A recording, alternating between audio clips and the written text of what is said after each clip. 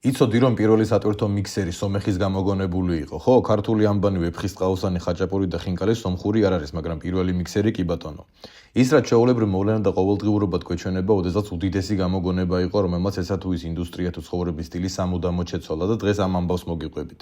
ბეტონის შემრევი მოწყობილობა პირდაპირ სატვირთო მანქანით არ დაწყებულა და 1904 წლის 9 თებერვალს გერმანიის მაშინდელ ქალაქ ბრესლაუში გამომგონებელმა რიჩარდ ბოდლენდერმა პირველი პორტატული ბეტონშემრევი დააპატენტა, სახელად მორტარ მიქსერი, რომელიც ცხენების საშუალებით გადაადგილდებოდა და 1925 წელსაც კი მინიმუმ ორი ვერსია სერიული ნომრით 37 და 82 ჯერ კიდევ გამოყენებაში იყო. სანამ თავარ თემაზე გადავალთ, ვისაც ჭირდებათ ბეტონის მიწოდება, პომპის და პომპა მიქსერის მომსახურება, ჩვენ გთავაზობთ სრულ სერვისს. დაინტერესების შემთხვევაში მოგწერეთ აქ ან დაგვიკავშირდით მითითებულ ნომერზე. რაც შეეხება უკვე სატვირთო მიქსერს, ამის პატენტი ამერიკაში მცხოვრებმა სომეხმა გამომგონებელმა სტეფენ სტეფანიანმა ჩაუყარა საფუძველი 1916 წელს და დააპატენტა პირველი მოტორიზებული ბეტონშემრევი მანქანა, რასახითაც დღეს ხვდებით უკვე მას.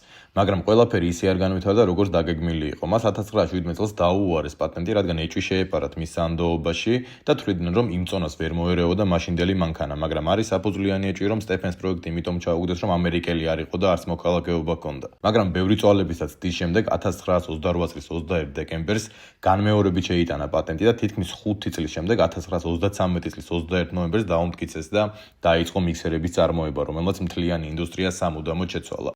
1954 წელს გარდაცვალებამდე 10 წლით ადრე ამერიკის ნაციონალური ცემენტის ასოციაციის საპატიო წევრადაც დაასახელეს.